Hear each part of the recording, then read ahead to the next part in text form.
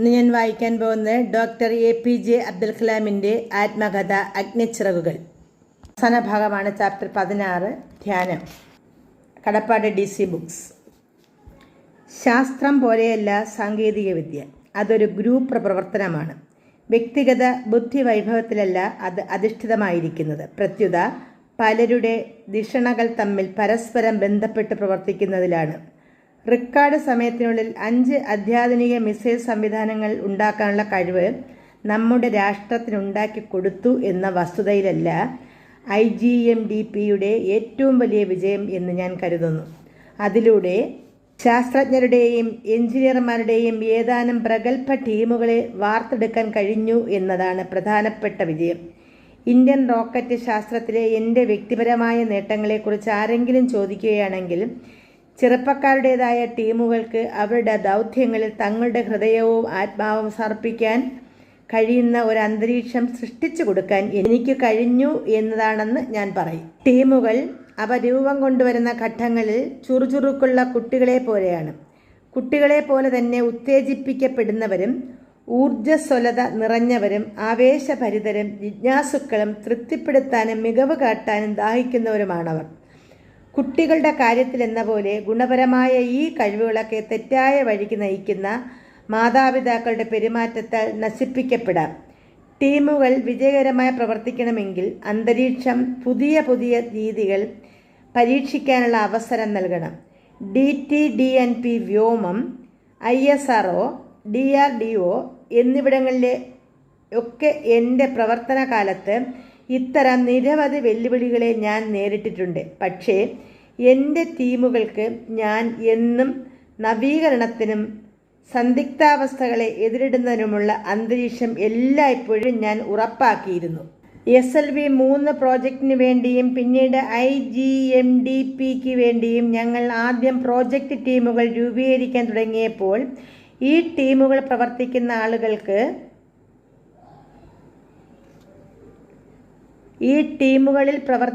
ആളുകൾക്ക് തങ്ങൾ ഈ സ്ഥാപനങ്ങളുടെ മോഹങ്ങളുടെ മുൻനിരയിൽ തന്നെ നിൽക്കുന്നതായിട്ടാണ് അനുഭവപ്പെട്ടത്.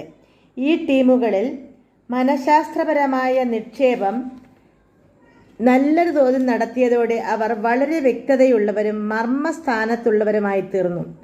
കൂട്ടായ ശ്രേയസ് നേടുന്നതിനായി അവരോരോരുത്തരും അനുപാതമില്ലാത്ത സംഭാവനകൾ നൽകുമെന്നും പ്രതീക്ഷിക്കപ്പെട്ടിരുന്നു.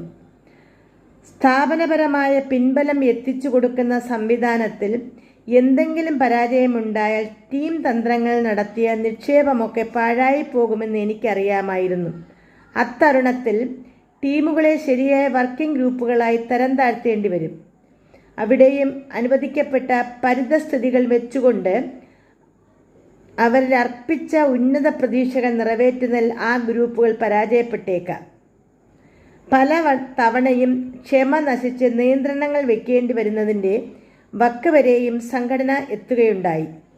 ടീം പ്രവർത്തനവുമായി ബന്ധപ്പെട്ട അനിശ്ചിതത്വത്തിൻ്റെയും സങ്കീർണതയുടെയും ഉയർന്ന അളവ് പലപ്പോഴും വേണ്ടത്ര ജാഗ്രതയില്ലാത്തവർക്ക് കെണിയായി മാറാറുണ്ട്. SLV-3 പ്രോജക്റ്റിൻ്റെ പ്രാരംഭ വർഷങ്ങളിൽ അതിൻ്റെ ഗതി സ്പർശവേദ്യമായതോ ഉടനെ ദൃശ്യമോ അല്ലാതിരുന്നതിനാൽ എനിക്ക് പലപ്പോഴും മുകളിൽ നിന്നുള്ള അസ്വസ്ഥതകളെ നേരിടേണ്ടി വന്നിട്ടുണ്ട്. SLV-3ൻ്റെ മേൽ സംഘടനയ്ക്ക് നിയന്ത്രണം നഷ്ടപ്പെട്ടെന്നും സംഘത്തിന് തടയിടാതെ പോയാൽ ആകെ അലങ്കോലത്തിനും ആശയക്കുഴപ്പത്തിനും കാരണമാകുമെന്നും പലരും വിചാരിക്കുകയുണ്ടായി. എന്നാൽ എല്ലാ സന്ദർഭങ്ങളിലും ഈ ഭീതി വെറും ഭാവനാപരമാണെന്ന് തെളിയുകയും ചെയ്തു. ഞങ്ങളുടെ ടീമുകൾക്ക് സംഘടനാപരമായ ലക്ഷ്യങ്ങളോടുള്ള ഉത്തരവാദിത്വത്തെയും പ്രതിബദ്ധതയെയും വില കുറച്ച് കണ്ട ശക്തമായ അധികാര സ്ഥാനങ്ങളിലിരിക്കുന്ന നിരവധി പേരുണ്ടായിരുന്നു. ഉദാഹരണത്തിന് VSSCയിൽ തന്നെ ഇവരുമായി രഞ്ജിപ്പിലെത്തുക എന്നത് മൊത്തം പ്രവർത്തനങ്ങളുടെ സുപ്രധാനമായൊരു ഭാഗമാണ്. ഡോക്ടർ ബ്രഹ്മപ്രകാശ് ഇത് അതീവ സാമർഥ്യത്തോടെ നിർവഹിക്കുകയുണ്ടായി. നിങ്ങൾ ഒരു പ്രോജക്റ്റ് ടീമായി പ്രവർത്തിക്കുമ്പോൾ വിജയത്തിനുള്ള മാനദണ്ഡങ്ങളെക്കുറിച്ച് നിങ്ങൾക്കൊരു സങ്കീർണ കാഴ്ചപ്പാട് വികസിപ്പിച്ചെടുക്കേണ്ടി വരും.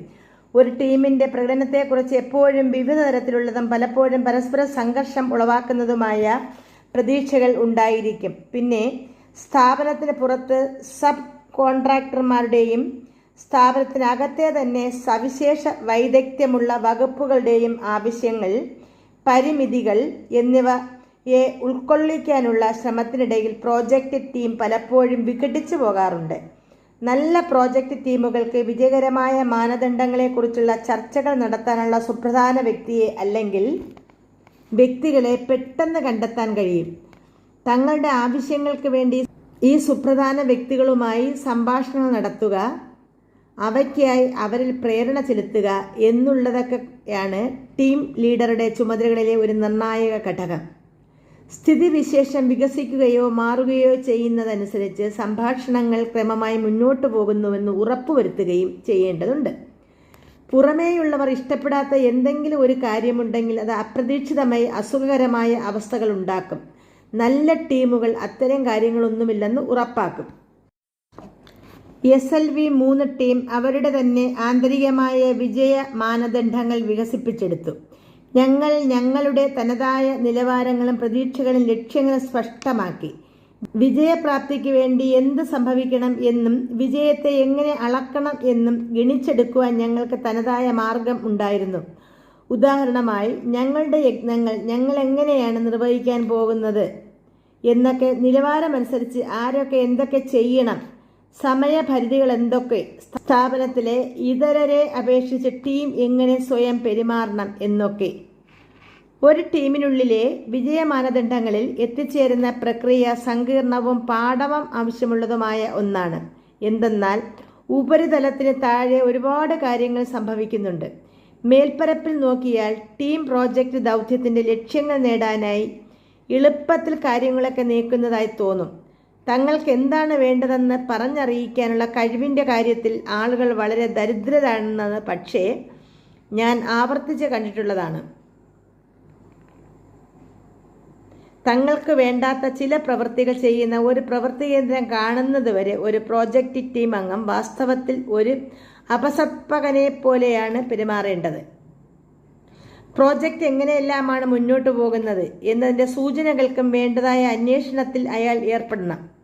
എന്നിട്ട് തെളിവിൻ്റേതായ ഈ വ്യത്യസ്ത ശകലങ്ങളെല്ലാം പ്രോജക്റ്റിൻ്റെ ആവശ്യങ്ങളെയും അതിനുവേണ്ട കാര്യങ്ങളെയും കുറിച്ച് വ്യക്തവും സമഗ്രവും ആഴത്തിലുള്ളതുമായ ധാരണ പടുത്തുയർത്തുന്നതിന് വേണ്ടി ശ്രദ്ധാപൂർവം ഒരുമിച്ച് ചേർത്ത് വയ്ക്കുകയും വേണം.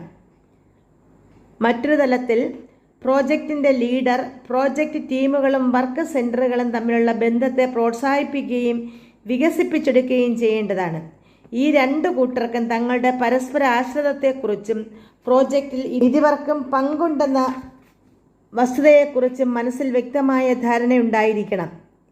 ഇനിയും മറ്റൊരു തലത്തിൽ ഓരോ വിഭാഗവും മറ്റേ വിഭാഗത്തിൻ്റെ കഴിവുകളെ വിലയിരുത്തുകയും ശക്തിയും ദൗർബല്യവും കണ്ടെത്തുകയും ചെയ്യേണ്ടതുണ്ട്. എങ്ങനെയാണ് ചെയ്യേണ്ടത് എന്നതൊക്കെ ആസൂത്രണം ചെയ്യുവാൻ ഇത് ആവശ്യമാണ്. ഈ കളിയെല്ലാം തന്നെ ഒരു കോൺട്രാക്റ്റിൻ്റെ നടപടിക്രമം പോലെ കാണാവുന്നതേയുള്ളൂ. ഓരോ പാർട്ടിയും മറ്റേ പാർട്ടിയിൽ എന്താണ് പ്രതീക്ഷിക്കുന്നത് എന്ന് ആരായുകയും ഒരു ഒത്തുതീർപ്പിൽ എത്തിച്ചേരുകയും ചെയ്യുന്നതിനെ സംബന്ധിച്ചാണിത്. ഇത് മറ്റേ പാർട്ടിയുടെ പരിമിതികളെക്കുറിച്ച് യാഥാർത്ഥ്യബോധത്തോടെ മനസ്സിലാക്കുന്നതിനെ സംബന്ധിച്ചാണ്.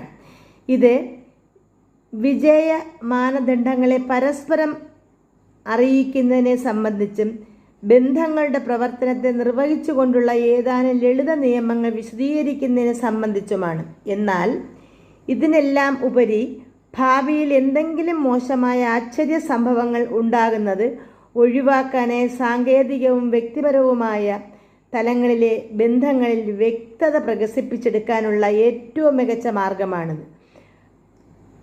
IGMDP-യിലും ശിവതാണുപിള്ളയും അദ്ദേഹത്തിൻ്റെ ടീമും അവരുടെ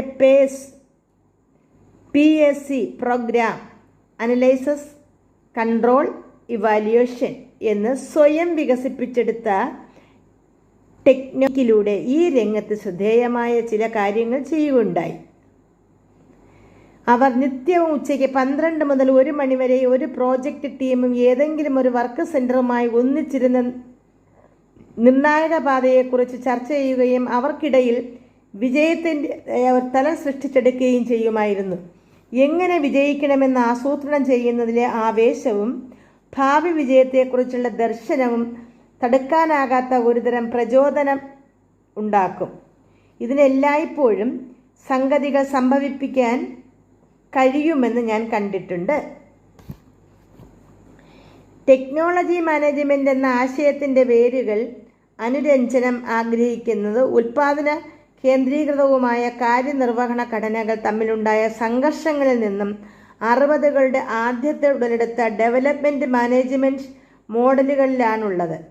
അടിസ്ഥാനപരമായി 2 തരം കാര്യനിർവഹണ ശൈലികളുണ്ട്. ചെലവ് ചുരുക്കുന്ന തൊഴിലാളികളെ വിലമതിക്കുന്ന മൗലിക രീതി പ്രൈമൽ, സംഘടനാപരമായ തൊഴിലാളിയെ വിലമതിക്കുന്ന ഭദ്ര രീതി റാഷണൽ. ഒരു സാങ്കേതിക വ്യക്തിയായ തൊഴിലാളിയെ ചുറ്റിപ്പറ്റിയുള്ളതാണ് എൻ്റെ മാനേജ്മെൻ്റ് ആശയം. മൗലിക കാര്യനിർവഹണ ചിന്താസരണി ആളുകളെ അവരുടെ സ്വാശ്രയത്വത്തെ പ്രതി അംഗീകരിക്കുമ്പോൾ യുക്തിഭദ്ര കാര്യനിർവാഹകർ ആശ്രിതത്വം അംഗീകരിക്കുന്നു. ഞാൻ അവരെ വിലയിരുത്തുന്നത് പരസ്പര ആശ്രിതത്വത്തിലാണ്. മൗലിക കാര്യനിർവാഹകൻ സ്വതന്ത്ര സംരംഭങ്ങളിൽ വൈദഗ്ധ്യം കാട്ടുമ്പോൾ യുക്തിഭദ്ര നിർവാഹകനാകട്ടെ സഹകരണ സംരംഭങ്ങളെ സേവിക്കുന്നു. ഞാൻ അവതരിപ്പിക്കുന്നതാകട്ടെ പരസ്പര ആശ്രയത്വത്തിൽ അധിഷ്ഠിതമായ സംയുക്ത സംരംഭങ്ങൾ എന്ന ആശയമാണ്. വിഭിന്ന ശക്തികളെ ഒന്നിച്ചു ചേർക്കൽ, വ്യക്തികളെ കൊണ്ടുള്ള ശൃംഖല തീർക്കൽ, സ്രോതസ്സുകൾ, സമയക്രമങ്ങൾ, ചെലവുകൾ എന്നിങ്ങനെ എല്ലാ പ്രവർത്തനങ്ങളും, നിർമ്മാണപരമായ എല്ലാ നയങ്ങളും, താത്വികമായ എല്ലാ തീരുമാനങ്ങളും രഞ്ജകമായ തന്മാത്രാ ഘടനയാണ് വൃക്ഷത്തിൻ്റെ തായ്തടി. വിഭവങ്ങൾ, ആസ്തികൾ, പ്രവർത്തനങ്ങൾ, ഉൽപ്പന്നങ്ങൾ എന്നിവയാണ് വൃക്ഷത്തിൻ്റെ ശാഖകൾ. നിരന്തരമായൊരു പ്രകടന നിലവാര മൂല്യ നിർണ്ണയത്തിലൂടെ, തിരുത്തൽപരമായ പുതുക്കലിലൂടെ തായ്തടി ഇവയെ പരിപോഷിച്ചു കൊണ്ടിരിക്കുന്നു. ടെക്നോളജിക്കൽ മാനേജ്മെൻ്റ് എന്ന ഈ വൃക്ഷത്തെ സശ്രദ്ധം പരിപാലിച്ചാൽ ഇത് നമുക്ക് ഉപയുക്തമായ അടിസ്ഥാന സൗകര്യങ്ങൾ എന്ന ഫലങ്ങൾ നൽകും. സ്ഥാപനങ്ങളുടെ സാങ്കേതിക വിദ്യാപരമായ പ്രബലീകരണം, വ്യക്തികളിൽ സാങ്കേതികമായ കാര്യശേഷി സൃഷ്ടിക്കൽ, പിന്നെ ആത്യന്തികമായി രാഷ്ട്രത്തിൻ്റെ സ്വാശ്രയത്വം, പൗരജനങ്ങളുടെ ജീവിത ഗുണനിലവാരം മെച്ചപ്പെടൽ എന്നീ ഫലങ്ങൾ. 1983 IGMDPക്ക് അനുവാദം ലഭിച്ചപ്പോൾ ഞങ്ങൾക്ക് ആവശ്യമായ ഒരു സാങ്കേതിക അടിത്തറ ഉണ്ടായിരുന്നില്ല. വൈദഗ്ധ്യത്തിൻ്റെ ചില സങ്കേതങ്ങൾ ഉണ്ടായിരുന്നു എങ്കിലും ആ സാങ്കേതിക നൈപുണ്യത്തെ ഉപയോഗപ്പെടുത്താൻ ഞങ്ങളെ അധികാരപ്പെടുത്തിയിട്ടുണ്ടായിരുന്നില്ല. പ്രോഗ്രാമിൽ ഉൾപ്പെട്ട നാനാവിധ പ്രോജക്റ്റുകൾ തികച്ചും ഒരു വെല്ലുവിളി തന്നെയായി. എന്തെന്നാൽ അത്യാധുനികമായ 5 മിസൈൽ സംവിധാനങ്ങൾ ഞങ്ങൾക്ക് ഒരേ സമയം വികസിപ്പിച്ചെടുക്കേണ്ടിയിരുന്നു. പ്രോജക്റ്റുകൾക്ക് ആവശ്യമായ വിഭവങ്ങളുടെ നീതിപൂർവമായ പങ്കുവെപ്പ്, മുൻഗണനാക്രമം സ്ഥാപിക്കൽ, ആവശ്യമായ മാനവശേഷിയുടെ പടിപടിയായുള്ള നിയോഗം എന്നിവ ഇതിനാവശ്യമായി വന്നു. സാന്ദർഭികമായി പറയട്ടെ, IGMDP 78 പങ്കാളികളുണ്ടായിരുന്നു. പൊതുമേഖലാ സ്ഥാപനങ്ങൾ, ഓർഡിനൻസ് ഫാക്ടറികൾ, സ്വകാര്യ വ്യവസായ സ്ഥാപനങ്ങൾ, പ്രൊഫഷണൽ സൊസൈറ്റികൾ എന്നിവയിലായി പടർന്നു കിടക്കുന്ന 36 ടെക്നോളജി സെൻ്ററുകളും 41 പ്രൊഡക്ഷൻ സെൻ്ററുകളും ഇതിൽ ഉൾപ്പെടും.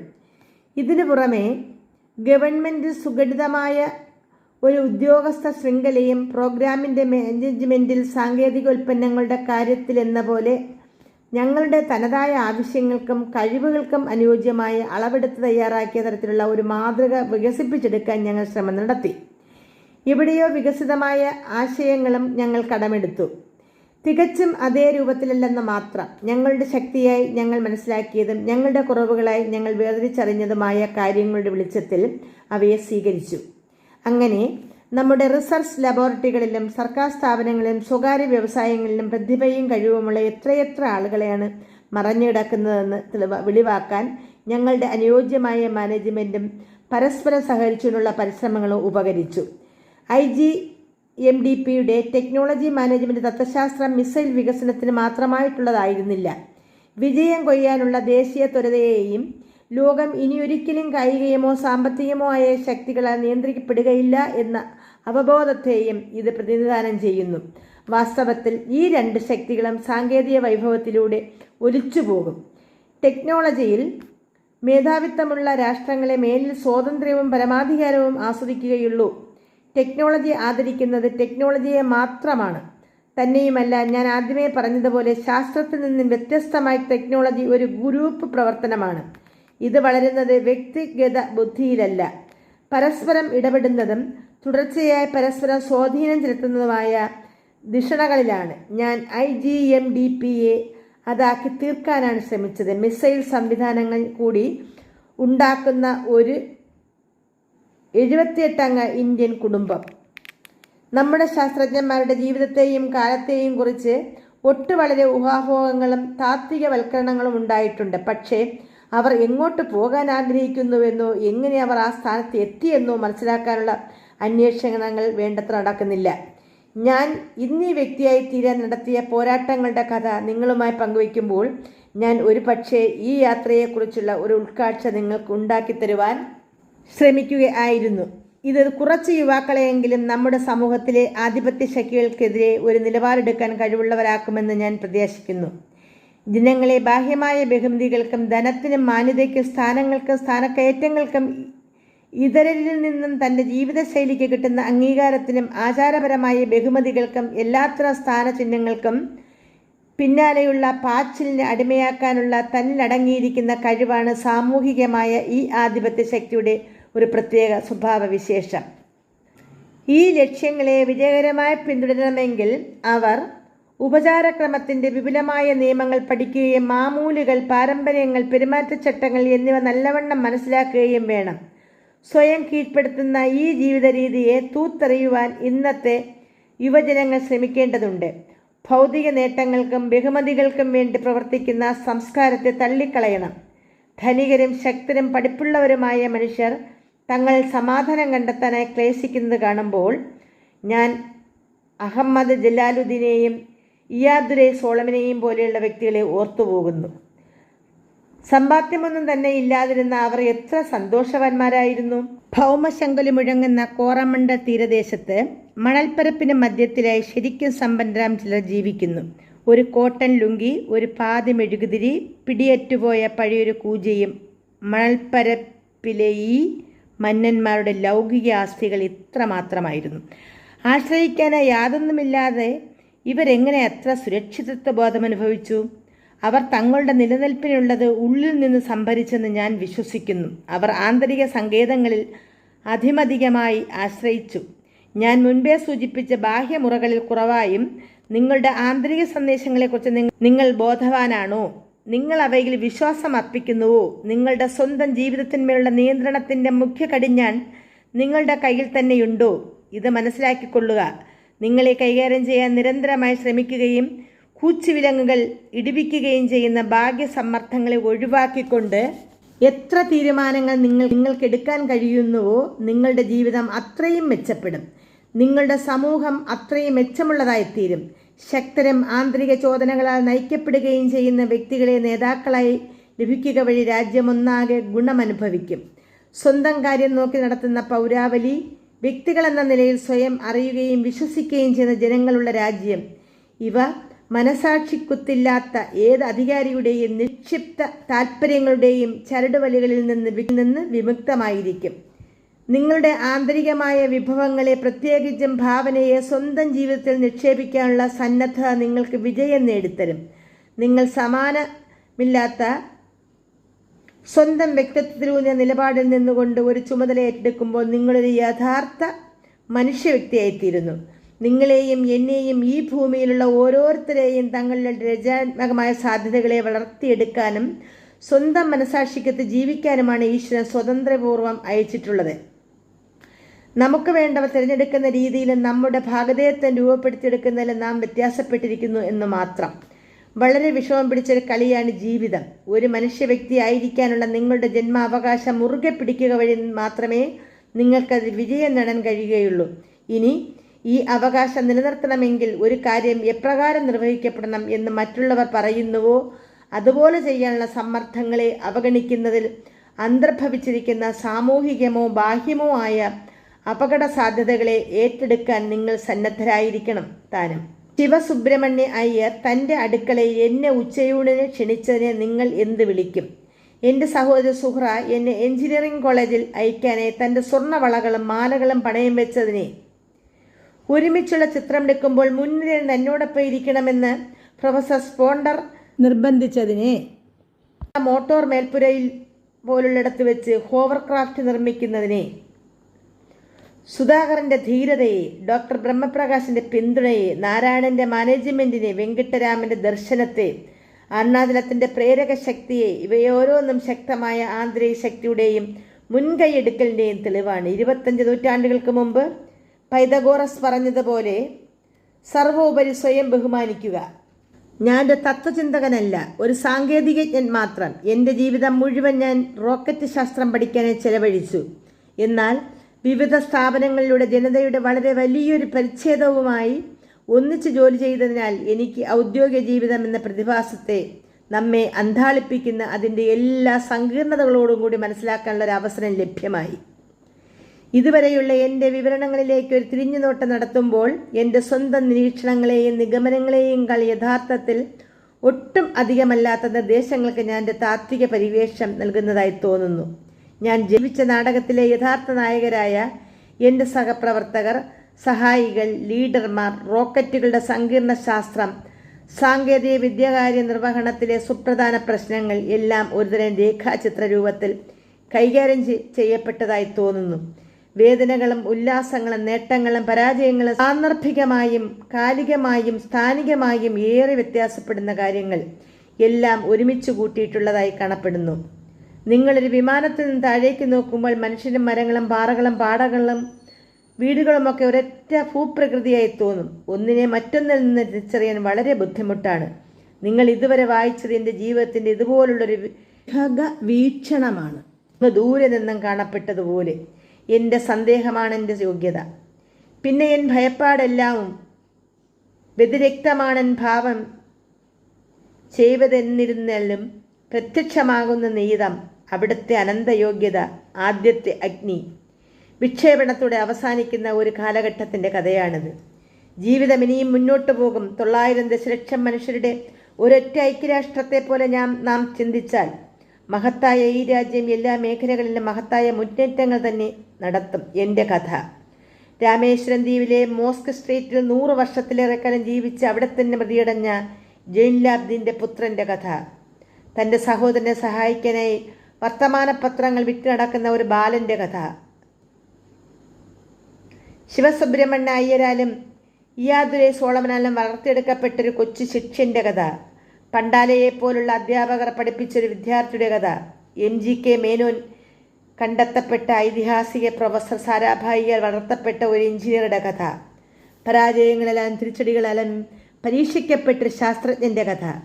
അതിമിടുക്കരും സമർപ്പിതരുമായ വിദഗ്ധരുടെ വലിയൊരു ടീമാൽ പിന്തുണയ്ക്കപ്പെട്ടൊരു ലീഡറുടെ കഥ. ഈ കഥ എന്നോടൊപ്പം അവസാനിക്കും. ഐഹികമായ അർത്ഥത്തിൽ എനിക്ക് പിന്തുടർച്ചയില്ല. ഞാനൊന്നും നേടിയിട്ടില്ല, ഒന്നും നിർമ്മിച്ചിട്ടില്ല, ഒന്നും കൈവശം വയ്ക്കുന്നുമില്ല. കുടുംബമോ പുത്രന്മാരോ പുത്രിമാരോ യാതൊന്നും.